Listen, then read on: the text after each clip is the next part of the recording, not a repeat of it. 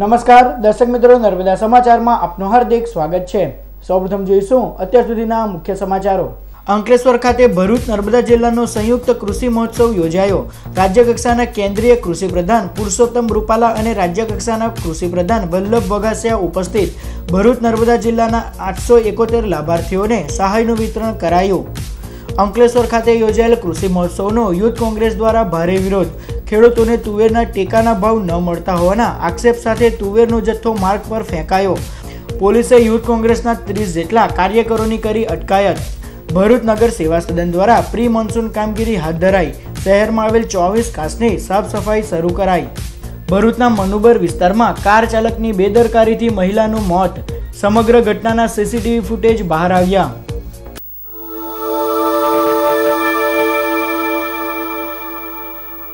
ભરૂચ નર્મદા જિલ્લાનો સંયુક્ત કૃષિ મહોત્સવ અંકલેશ્વર જીઆઈડીસીમાં યોજાયો। રાજ્ય સરકાર દ્વારા ઉજવાતા કૃષિ મહોત્સવનું અંકલેશ્વર જીઆઈડીસીમાં આયોજન કરાયું।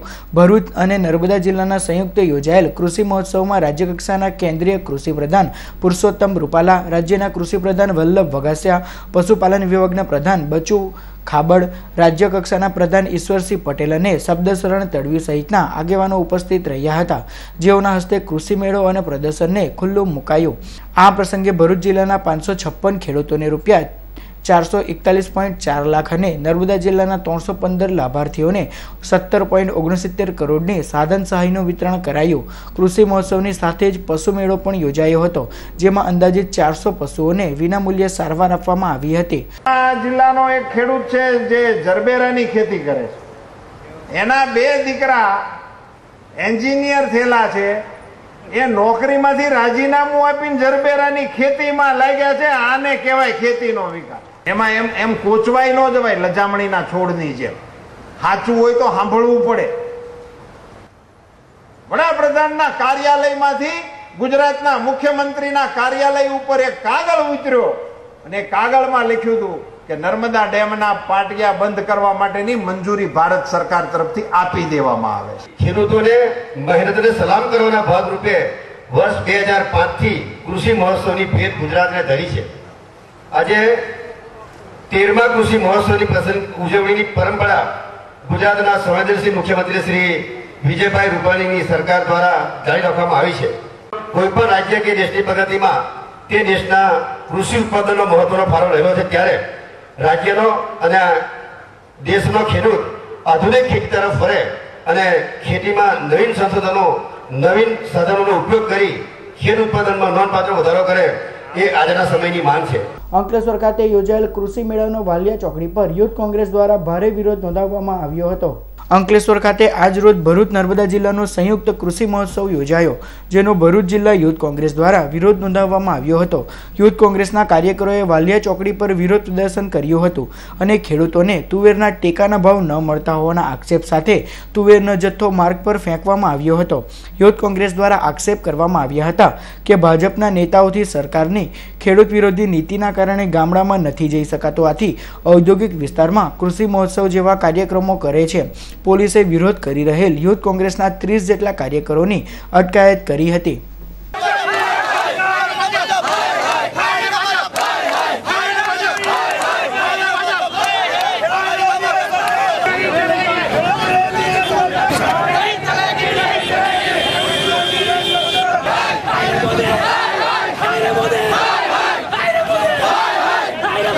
એ લોકોથી ખેડૂતો વચ્ચે જવાતું નથી, ટેકાના ભાવો અપાતા નથી, માટે ખેડૂતો વચ્ચે જઈ શકે એવી પરિસ્થિતિ એમની નથી। માટે જીઆઈડીસી ઔદ્યોગિક વસાહતમાં આવીને જીઆઈડીસીમાં આ કૃષિ મેળા કરીને ખોટા સરકારના આ તાઇફાઓ કરે છે અને ખોટી રીતે પ્રજાને હેરાન કરે છે।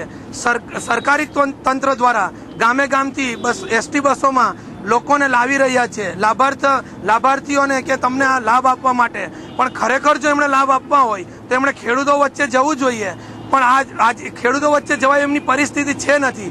માટે એ લોકો આ જીઆઈડીસીમાં કાર્યક્રમ કરી ને સરકારી તંત્રને ખોટી રીતે સરકારી તંત્રનો ઉપયોગ કરીને આ સરકાર એમનો ઉપયોગ કરી રહેલી છે। અંકલેશ્વર ખાતે યોજાયેલ કૃષિ મહોત્સવમાં પ્રદર્શન અર્થે મૂકવામાં આવેલ સ્ટોલ સમય કરતા પહેલા બંધ કરી દેવાતા ખેડૂતો અટવાયા હતા। અંકલેશ્વર ખાતે રાજ્ય કક્ષાના કેન્દ્રીય કૃષિ પ્રધાન પુરુષોત્તમ રૂપાલાની અધ્યક્ષતામાં ભરૂચ નર્મદા જિલ્લાનો કૃષિ મેળો યોજાયો હતો, જેમાં વિવિધ પ્રકારના સ્ટોલ પ્રદર્શન અર્થે મૂકવામાં આવ્યા હતા.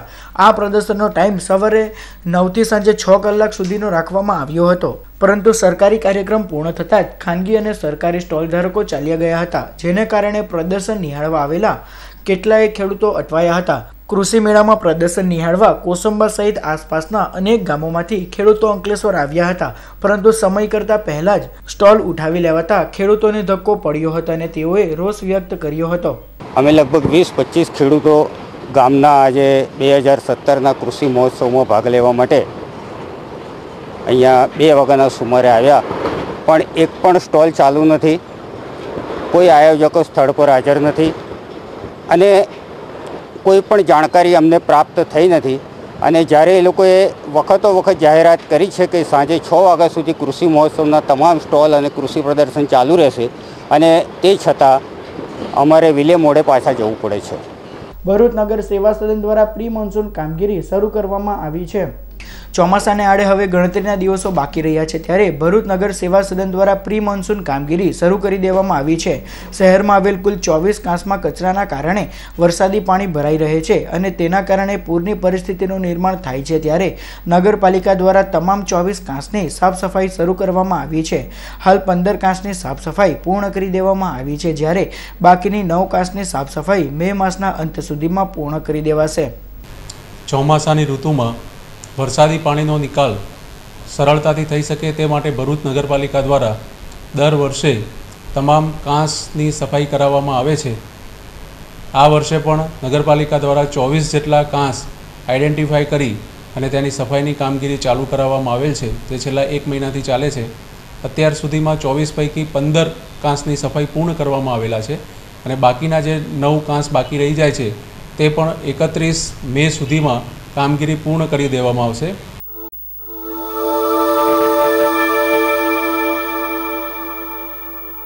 ભરૂચના મનુબર વિસ્તારમાં કાર ચાલકની બેદરકારીના કારણે મહિલાનું મોત નીપજ્યું. ભરૂચમાં રહેતી મહિલા ધનીબહેન દુરાભાઈ ગોહિલ મનુબર વિસ્તારમાં આવેલ જમજમ સોસાયટીમાં એક કારની આગળ કચરો વણી રહ્યા હતા. તે દરમિયાન કાર ચાલકે ધ્યાન બહાર જ કાર હંકારી દેતા આગળ બેઠેલા ધનીબહેન પર કાર ચડી ગઈ હતી, જેમાં ગંભીર ઈજાના પગલે તેઓનું મોત નીપજ્યું હતું. બનાવની જાણ પોલીસને કરાતા બી ડિવિઝન પોલીસે બનાવ સંદર્ભે તપાસ હાથ ધરી છે.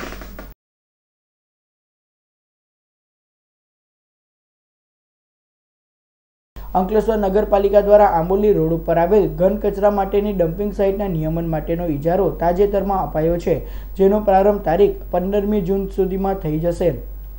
અંકલેશ્વરના આંબોલી રોડ ઉપર આવેલ નગરપાલિકા સંચાલિત ડમ્પિંગ સાઇટમાં અંકલેશ્વર નગરમાંથી નીકળતો કચરો અગાઉ નગરપાલિકા દ્વારા જ બાળવામાં આવતો હતો અને જેને પરિણામે સ્થાનિક રહીશોમાં આ અંગે ભારે ઉકળાટ અને વિરોધ જોવા મળતો હતો. ડમ્પિંગ સાઇટના કારણે પારાવાર દુર્ગંધ સહન કરવી પડતી હતી, તેમજ નગરપાલિકા કચરાનો નિકાલ કરવામાં પણ નિષ્ફળ નીવડી હતી. દરમિયાન અંકલેશ્વર નગરપાલિકાના સેનેટરી વિભાગના ચેરમેન નિલેશ પટેલે ડમ્પિંગ સાઇટમાં એકત્ર થતા રોજના અંદાજે 30 થી 40 ટન કચરાના નિયમન માટે મોરબીની શ્રી તુલસી ચેરિટેબલ ટ્રસ્ટને આ અંગેનો ઇજારો આપ્યો હોવાનું જણાવ્યું હતું. આ ઇજારેદાર જમા થયેલ કચરાનું વર્ગીકરણ કરી તેને ખાતર બનાવતી કંપનીઓ સુધી પહોંચાડશે. પ્રતિમાસ ઇજારેદાર સંસ્થા નગરપાલિકાને રૂપિયા 15,000 ચૂકવશે. કંપની જે છે એને અમે ઇજારો આપેલો છે, એ નિઃશુલ્ક આપેલો છે. અમારા નગરપાલિકાને એક પણ પૈસામાંનું રોકાણ નથી કે ખર્ચો નથી. એના બદલામાં એ અમને સામેથી 15,000 રૂપિયા દર મહિને અંકલેશ્વર નગરપાલિકાને આપશે. 40 માણસોની અંદર કામ કરશે અને એ કામ એ સાઇટ જે પ્રોજેક્ટ છે એ 15 જૂન સુધીમાં કાર્યરત થઈ જશે એવી અમને બાંહેધરી આપી છે. અને એ જે ઘન કચરો છે એમાંથી એ લોકો ખાતર બનાવશે. ખાતર બન્યા પછી જે એનું જે માર્કેટિંગ છે એ ગુજરાત ગવર્મેન્ટ સાથે ક્રુપ્કો કંપનીએ એનું MOU કર્યું છે અને એનું માર્કેટિંગ બાય ક્રુપ્કો કંપની કરશે. એટલે ભરૂચના ધારાશાસ્ત્રી મહેન્દ્ર કંસારાએ વિદ્યાર્થીઓ માટે વિનામૂલ્યે ટ્રુ કોપીની સેવા શરૂ કરી. બોર્ડની પરીક્ષાના પરિણામો આવતા જ વિવિધ ક્ષેત્રમાં એડમિશનની પ્રક્રિયા શરૂ થઈ જાય છે. એડમિશન માટે અનેક દસ્તાવેજોની જરૂર પડે છે, ત્યારે ભરૂચના ધારાશાસ્ત્રી મહેન્દ્ર કંસારાએ વિદ્યાર્થીઓને વિનામૂલ્યે દસ્તાવેજોની ટ્રુ કોપી કરી આપવામાં આવે છે. વિદ્યાર્થીઓને અગવડતા ન પડે તે માટે તેઓ દ્વારા આ સેવા શરૂ કરવામાં આવી છે. દસ્તાવેજી પુરાવા તરીકે જે માર્કશીટ અને સ્કૂલ લિવિંગ સર્ટિફિકેટ વગેરે દસ્તાવેજોની ટ્રુ કોપી રજૂ કરવાની હોય છે, તો એ અમો વિના મૂલ્યે વિદ્યાર્થીઓના લાભાર્થે આ સ્કીમ કરેલી છે અને તેમાં સૌને લાભ લેવા અમે નમ્ર વિનંતી કરીએ છીએ.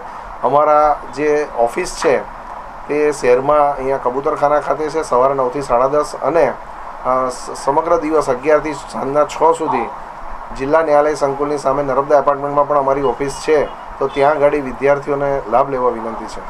ભરૂચના હીરાબા નગર સ્થિત સ્વામિનારાયણ મંદિરના પટાંગણમાં ગ્રીષ્મ પારાયણનો કાર્યક્રમ યોજાયો. ભરૂચના હીરાબા નગર સ્થિત સ્વામિનારાયણ મંદિરના પટાંગણમાં BAPS મંદિર જાડેશ્વર દ્વારા ગ્રીષ્મ પારાયણનો કાર્યક્રમ યોજાયો, જેમાં વડોદરાના પૂજ્ય પ્રશાંત મુનિએ કથાનું રસપાન કરાવ્યું હતું.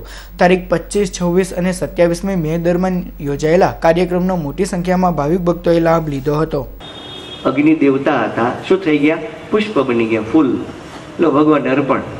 અગ્નિ પરીક્ષામાં પાસ થઈ ગયા. પરિવાર ચાલવા માંડ્યો. ફરી વિઘ્ન. એક ધોબી એવું બોલ્યો કે તો રામ રાખે હું ના રાખું. બીજા ત્યાં રહીને આવ્યા છે ને તે દિવસ હાજર નહોતા ભાઈ. અગ્નિ પરીક્ષા ક્યાં ગયા? બહાર ગામ ગયા હતા કપડા ધોવા. ભરૂચના કાયસ્થ હિતવર્ધક મંડળ દ્વારા રેલવે ગ્રાઉન્ડ પર ક્રિકેટ ટુર્નામેન્ટનું આયોજન કરાયું. ભરૂચના રેલવે ક્રિકેટ ગ્રાઉન્ડ ખાતે કાયસ્થ હિતવર્ધક મંડળ અને એકતાનગર 11 દ્વારા સ્વર્ગીય સની કાયસ્થના લાભાર્થે ક્રિકેટ ટુર્નામેન્ટ યોજાઈ, જેમાં કુલ 8 ટીમોએ ભાગ લીધો હતો.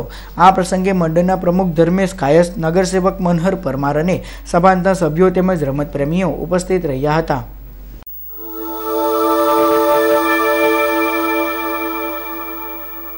સમાચાર પૂર્ણ કરતા પહેલા મુખ્ય સમાચાર પર ફરી એક નજર. અંકલેશ્વર ખાતે ભરૂચ નર્મદા જિલ્લાનો સંયુક્ત કૃષિ મહોત્સવ યોજાયો. રાજ્ય કક્ષાના કેન્દ્રીય કૃષિ પ્રધાન પુરુષોત્તમ રૂપાલા અને રાજ્ય કક્ષાના કૃષિ પ્રધાન વલ્લભ વઘાસિયા ઉપસ્થિત. ભરૂચ નર્મદા જિલ્લાના 871 લાભાર્થીઓને સહાયનું વિતરણ કરાયું. અંકલેશ્વર ખાતે યોજાયેલ કૃષિ મહોત્સવનો યુથ કોંગ્રેસ દ્વારા ભારે વિરોધ. ખેડૂતોને તુવેરના ટેકાના ભાવ ન મળતા હોવાના આક્ષેપ સાથે તુવેરનો જથ્થો માર્ગ પર ફેંકાયો. પોલીસે યુથ કોંગ્રેસના 30 જેટલા કાર્યકરોની કરી અટકાયત. ભરૂચ નગર સેવા સદન દ્વારા પ્રી મોન્સૂન કામગીરી હાથ ધરાઈ. શહેરમાં આવેલ 24 કાંસની સાફ સફાઈ શરૂ કરાઈ. ભરૂચના મનુબર વિસ્તારમાં કાર ચાલકની બેદરકારીથી મહિલાનું મોત. સમગ્ર ઘટનાના CCTV ફૂટેજ બહાર આવ્યા. તો અત્યાર સુધીના નર્મદા સમાચાર. નવા સમાચારો સાથે ફરી મળીશું. નમસ્કાર.